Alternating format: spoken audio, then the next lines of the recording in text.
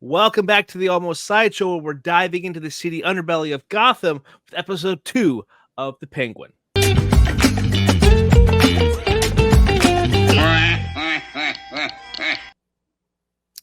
Thank you, Old School Penguin. We are back. My name is Adam, and that is Terry, and we are diving in once again to The Penguin. Pretty excited to dive into episode 2 of the miniseries of HBO Max's The Penguin, called Inside Man, which debuted September 29th of 2024. Terry, welcome back.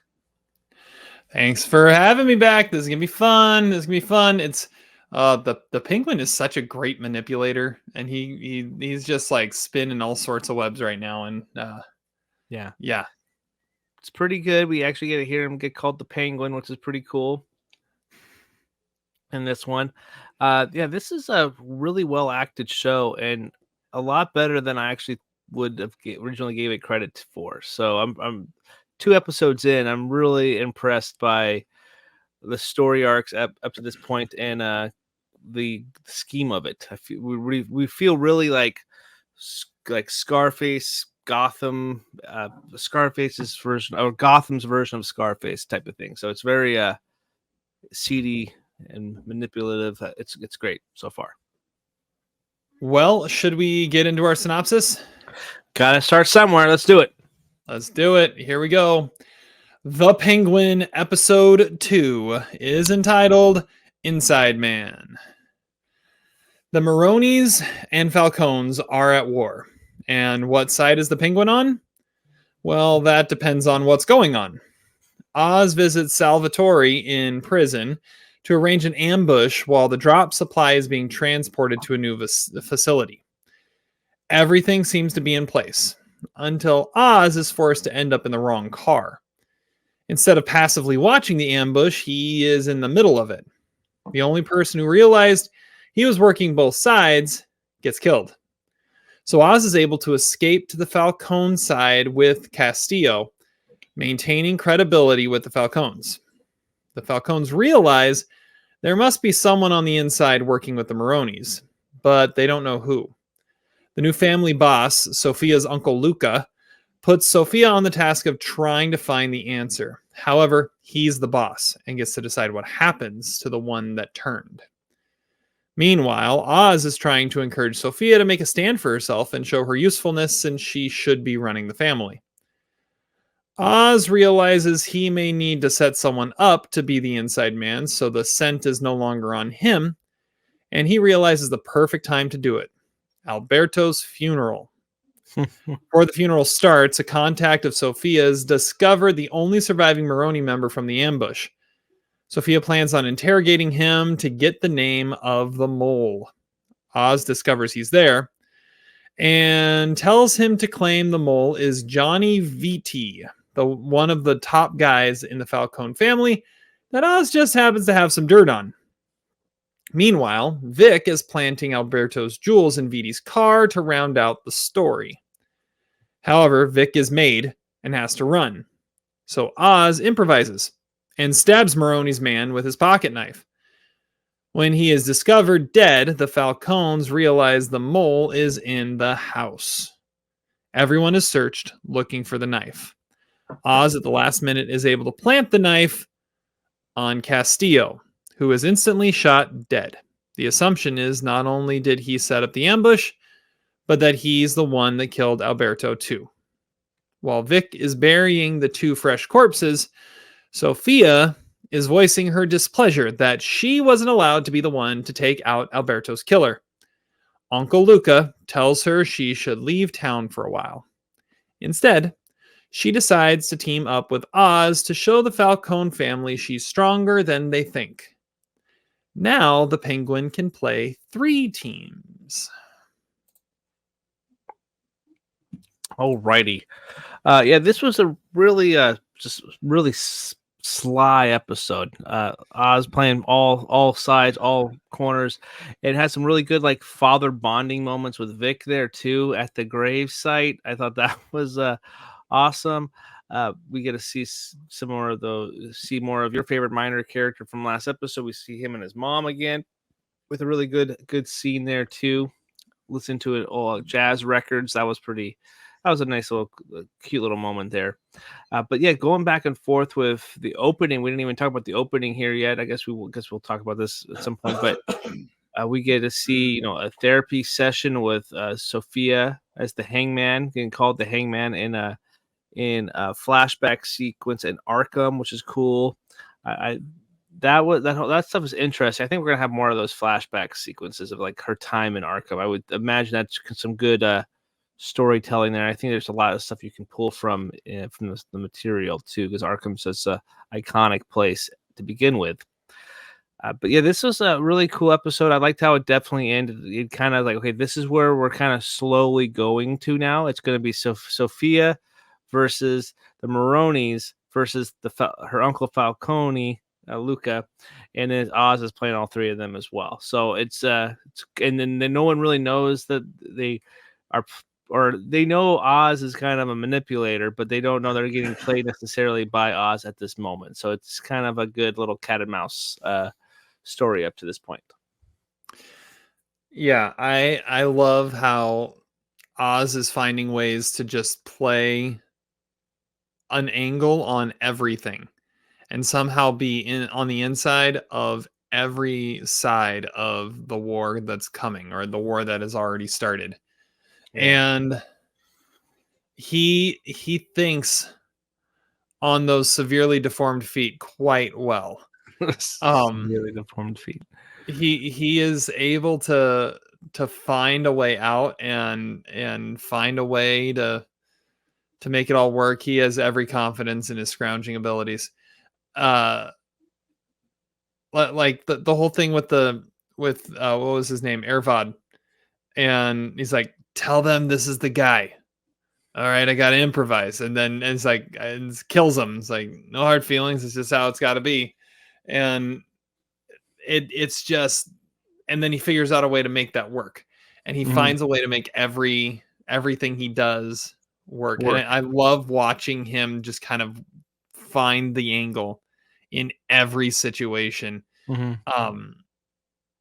I agree. We're probably going to see more flashbacks because we're constantly going to just backfill the history of who Sofia is and get more and more context into what makes her her. And that's going to be really fun to see. But yeah, it's getting to be, it's a different kind of show, and it's getting to be kind of fun to see how the web is working. I'll be honest, I'm still getting used to which name goes with which face. Yeah, I'm kind of still like some of the minor players are kind of like, who's this again? Yeah, like the whole time they were talking about VT, I was like, all right, which one was that? And then I realized which one. Oh, duh. That guy. That guy. Yeah, I know which one that is, because well, that's part of it, is so many of the faces in this are recognizable. Yeah. So it's like, oh, that guy, but you don't bother to actually find out what that guy's name is. Yeah, that's like, true. Oh, that guy's name was VT. That would have been an important detail to remember, but you remember him from all the other stuff that you've seen him in. True. I'm trying to remember all what I'd seen him in, but I'd seen him in a bunch of stuff. Yeah. Did you do you think that VT was going to get killed at the end of the episode? By the time, like, I didn't realize he put it in Castillo's pocket. I didn't even see that. Yeah, that was kind of a trip. My guess is he was just going to put it in whatever pocket he had the easiest access to. And in that scrum, that's the one that ended up presenting itself. So yeah, I thought that was. I think he may have. Yeah, he may have thought he might be able to get it into VT's pocket, but then when it turned out to be Castillo, it was like, well, that'll work too. It's not in mine. That's all that really mattered. Yeah, that's true. And wherever it ended up, he could work the angle and figure it out. Agreed. And no one suspects anymore. Like, all the heat is off of him now. Pretty much, yeah. Which is cool. Yeah. All right. So, Adam, what's the best scene of this episode? All right, best scene. I have two down here, but I really enjoyed. Yeah, I like the Oz and Vic cleaning up sequence. So when they has like, I got a clean up duty now, and Oz and Vic are just kind of sit there burying Castillo and that other guy in the gravestone together with the lie there as well, and he makes the guy Vic lay down. He's like, "No, lay down." So you got to learn a lesson and kind of give him some fatherly gangster wisdom right there to make sure he's ready and tough enough for the next assignment.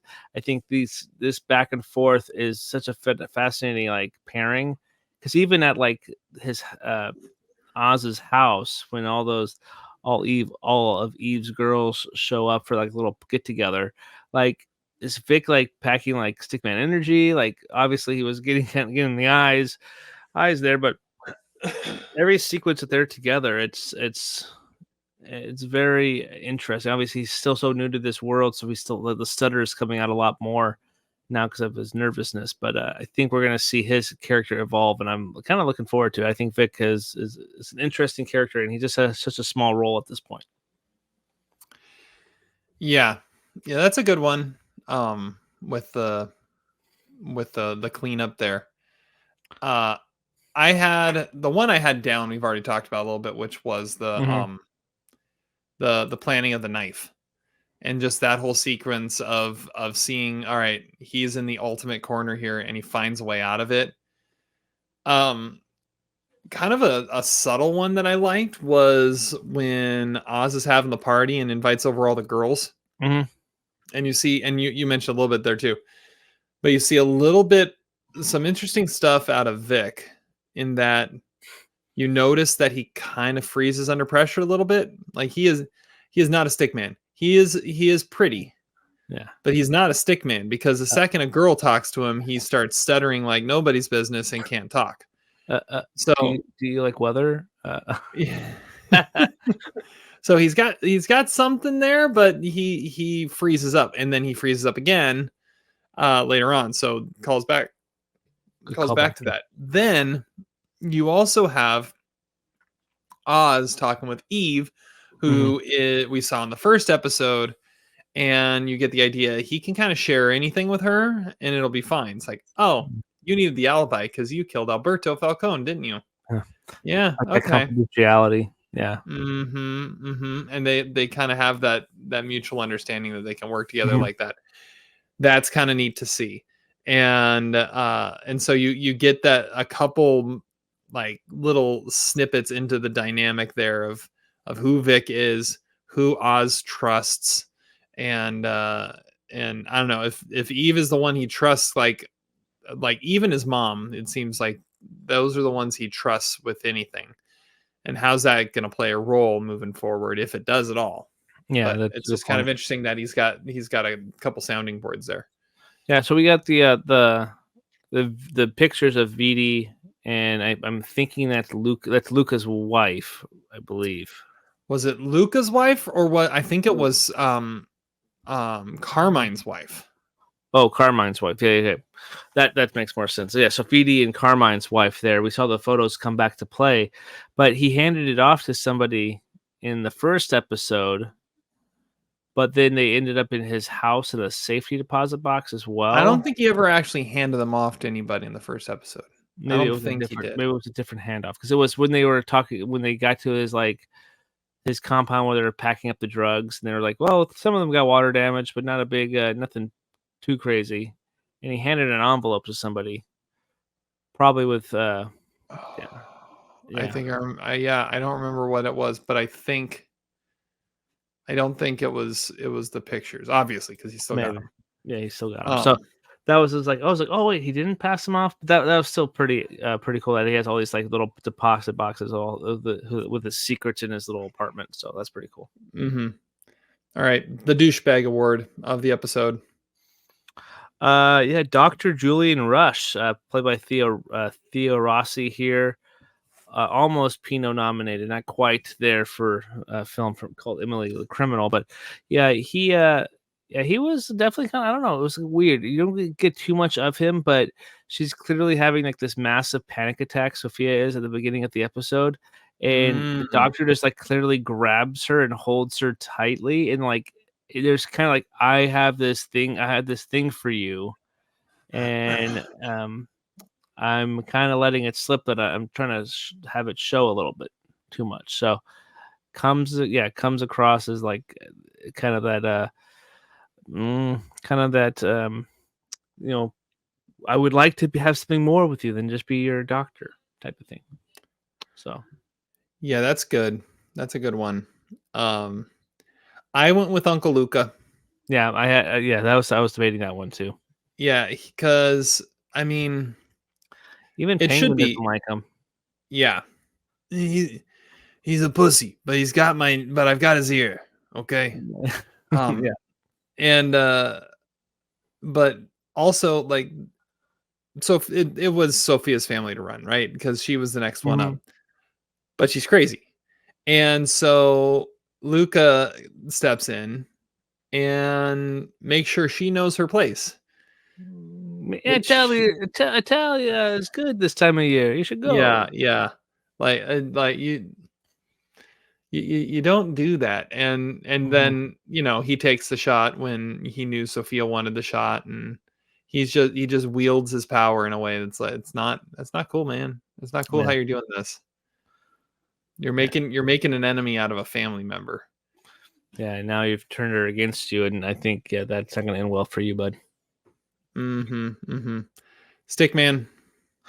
The stick man of this episode. Well, it's not Vic in this It's one. not Vic.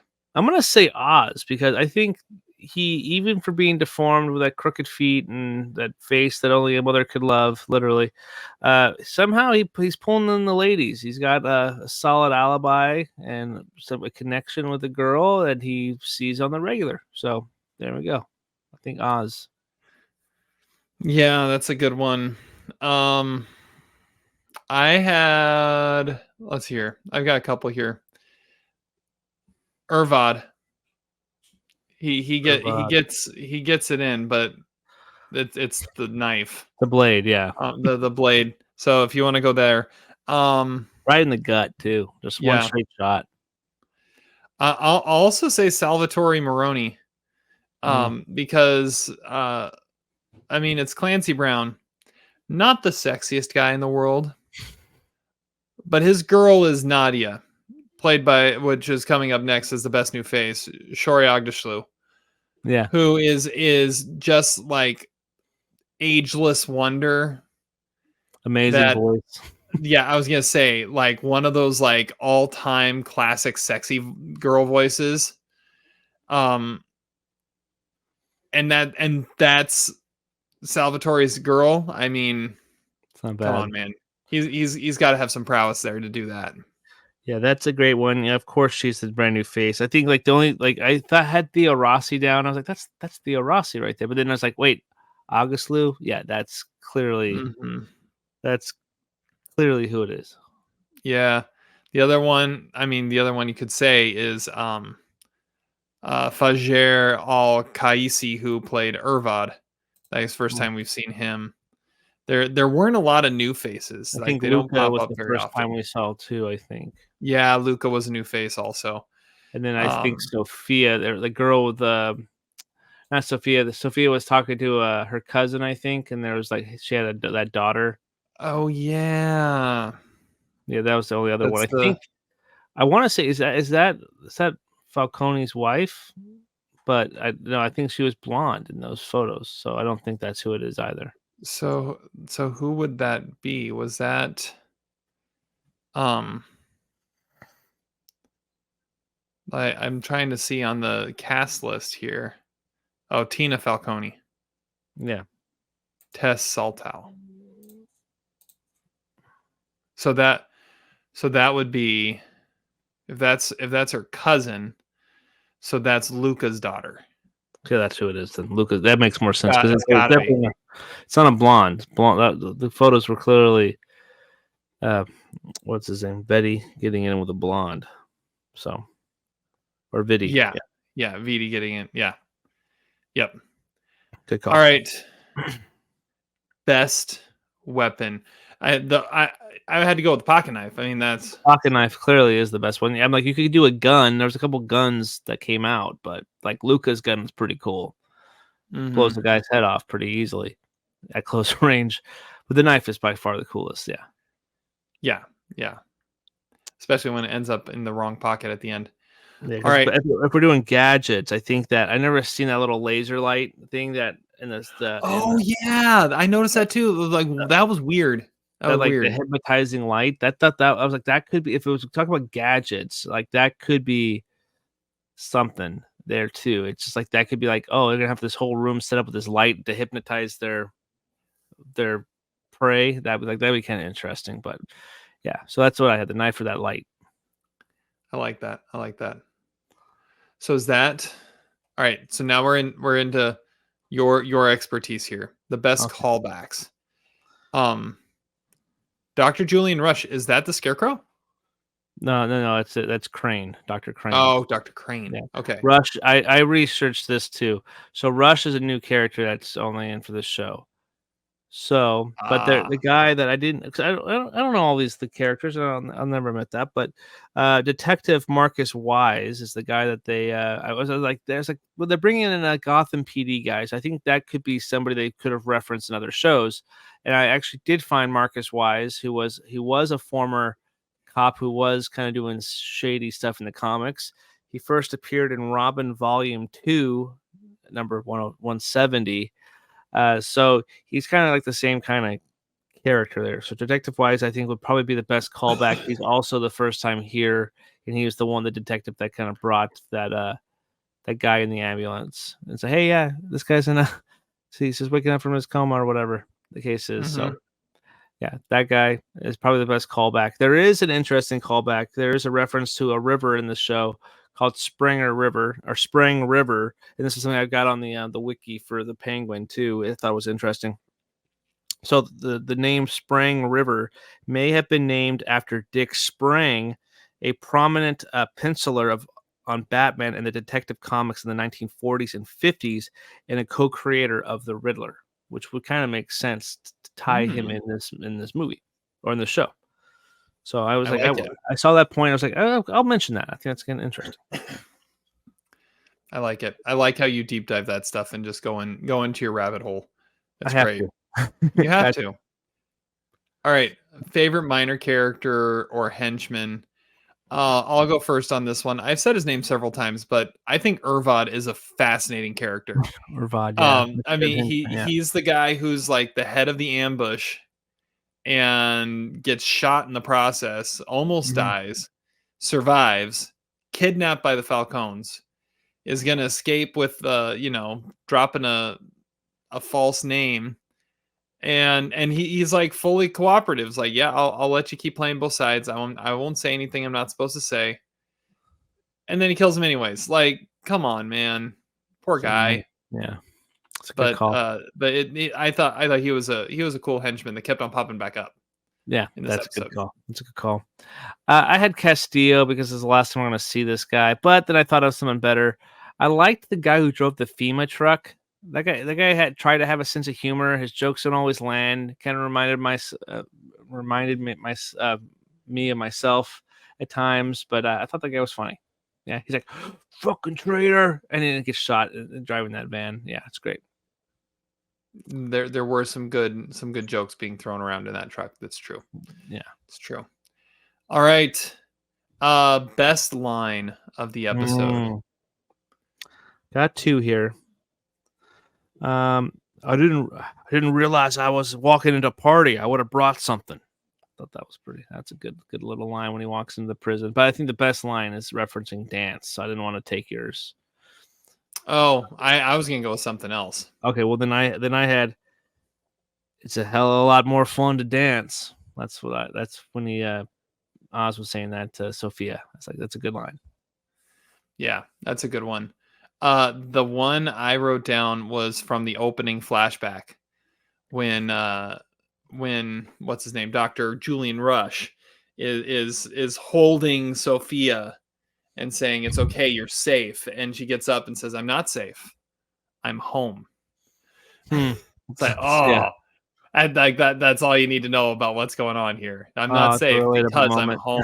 It's It's like, oh, a good one. she knows what's going on. She knows what's Yeah, going on. it's good. Did That's you come up good. with I any like. problems for this episode? No, well, I think we kind of answered it. It was kind of the photos. Like, how did the photos? I could have sworn he handed off the photos to somebody. So that's why I was like, I kind of questioned that. But again, I don't remember. It's not like a huge glaring omission for me on that. I did like the callback to the Riddler. It's like, well, you have issues, bring it up to the Riddler. I thought that was kind of interesting. Yeah, So no that problems is there. interesting. Yeah, I like it. I think eventually the show, and I don't even know if the show builds to it. There's got to be some reference to the Batman a little bit more, but because we live in the universe, but we're not there. These characters aren't making moves quite yet. They're not like doing some kind of job. So he's not maybe not investigating that right now. Mm-hmm. So he's still recouping his wounds and what he went through with, like, the week before of the show starting. So Yeah. Batman is not in the business of getting involved in turf wars. yeah, this is true. Just when the innocent get involved, that's when he steps in. Yeah, That's a good point. Like Vic. No, I don't know. Okay, we'll see.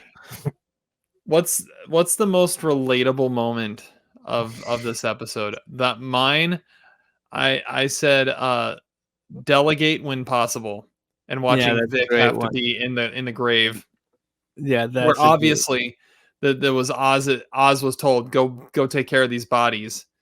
And you could tell he's like, well, it's a good thing I got a lackey to do that for me. And because they have no idea who Vic is, they have no idea he exists. So yeah, delegate when possible. It's a good call. I like that one. That's a really good, solid one.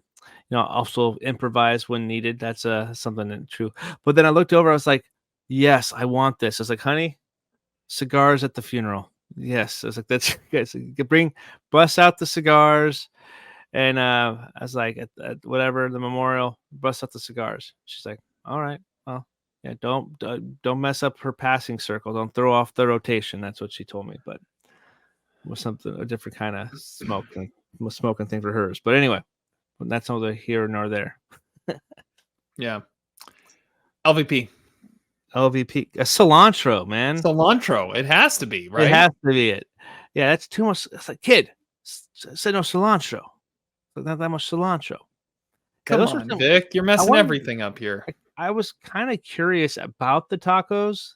I was like, those kind of looked good, but there was not like other than all we saw was really the cilantro in there. So I was like, it's a hard shell. It's like, okay, that could be good, but that's too much cilantro. So LVP. Yeah, that's what I had to. So I had to. Good. MVP.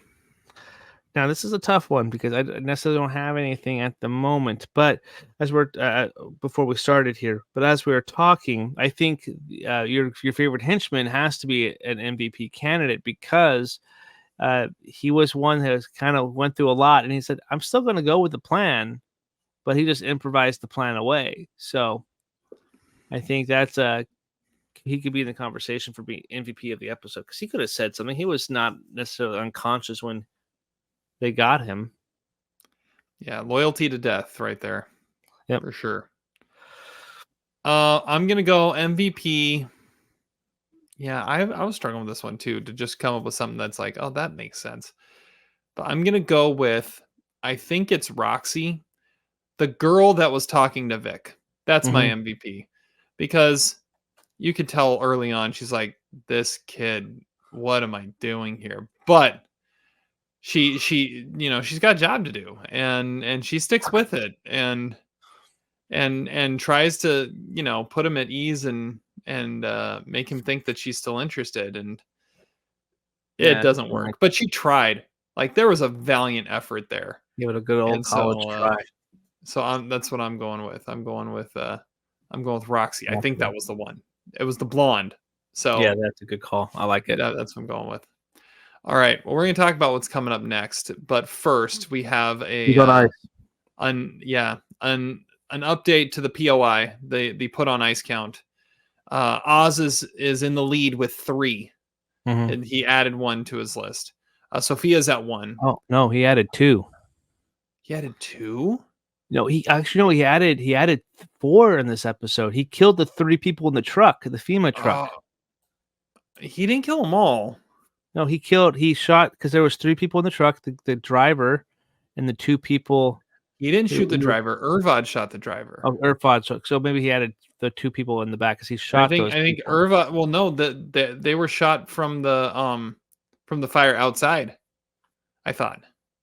No, he had his little machine gun with him. Okay. Well, anyway. Well, yeah, those are debatable. Here, Well, we'll add a debatable category. Debatable. We may need to go back and watch that. We'll put debatable. We'll put 2, 3, we'll 2, put 3. for sure add 1 to the count, but debating 2 different kills. All 2 right, there actual are kills. 2 debatables. Okay, so I've got so yeah, Oz at 3. Yeah, for sure. Sophia's still at 1. Luca is at 1. Mhm. Irvad, I'm giving 1 because he's the one that killed the driver. Okay, got it. And in last place is Vic at -1/2. -1/2. Yeah, I love it. and then with 2 debatables, it could have been Oz, it could have been Irvad, it could have been a different Maroni henchman. We don't Yeah. know. We don't know. So, or it could have been it could have been Could have been anybody. several different people. So, what's coming up next? There's definitely gonna like I want to see some more of the Hangman stuff because I think that's fascinating. I'm so curious about this character because she's a loose cannon. I don't know much about her, and she's being portrayed so brilliantly in the show so far. She's definitely like, other than Colin Farrell, like she's like the best actor in the show, and I want to know more about her. And I would love for her to kill her uncle or cousin Luca, kill the uncle Luca. That'd be a great power trip. Yeah, I would say definitely at this point, I am much more interested in the character development than I am in the plot. Yeah, that is Um, very true.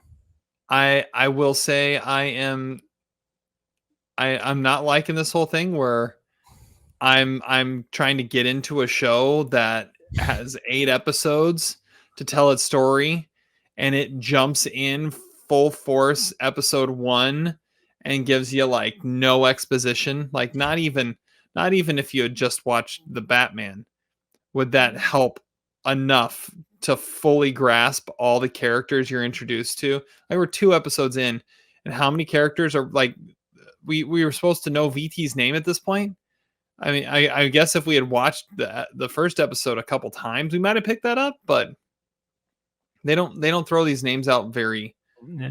very Well, that's often. one. But it's also, you know, it's an 8-episode miniseries. They have to get it all in there, and they just kind of go for it without necessarily giving you the background and the backstory and taking the time with that it needs. Mhm, And but yeah, I like you said, you want to see more Hangman stuff. I do too. Why? Because it's character development. I mhm. like the Love it. moments where it's just like Oz and Vic in the car driving around because you get to learn a little bit more about Got each an of them. old Buick we're driving Yeah. around in. Yeah. I I love watching the moments where you get to watch Oz at work and being, you know, seeing how he can play every side of a situation and play it brilliantly. Mhm. So I like that too, and I want to see more of that and how he's able to like he is his own team.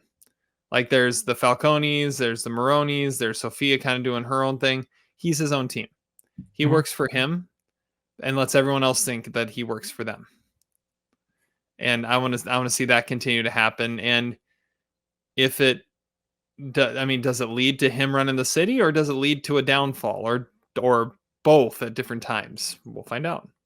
Yeah, that is a good point. I hope it's on a downfall because I would love to see like other interactions and the big him be part of the bigger picture of things. But we're obviously, yeah, the going straight blindly into this show. Obviously, HBO does a great job doing recaps, but they also have this little button called Skip Recap, and I did skip the recap because I got spoiled with Breaking Bad. I don't want to know the recap. I just want to just go in and remember the stuff and go from there. I don't want to be like spoiled of what's possibly could come. because it's At the happened same before. time, the recap was kind of nice, trying to figure out who everybody was. Yeah, for this show it might be okay for it. But anyway, that's yeah, it's a fun show so far. Obviously, like having some name recognition with like the people, that's kind of we're getting more familiarized with them. But the plot it's good so far, but it's just like that character moments with Oz and Sophia are just and Vic too, knock it out of the park. Those are the best parts. Yep, for So, sure. For sure. all right. Do you have anything else in closing? No, I think I'm good. I think I'm All good. right. Well, next time you're at a wake, smoke them if you got them, folks. That's Adam, and that's Terry. We'll see you next time. I'm Terry. I'm the one. Yeah. He is the one. We out. Out.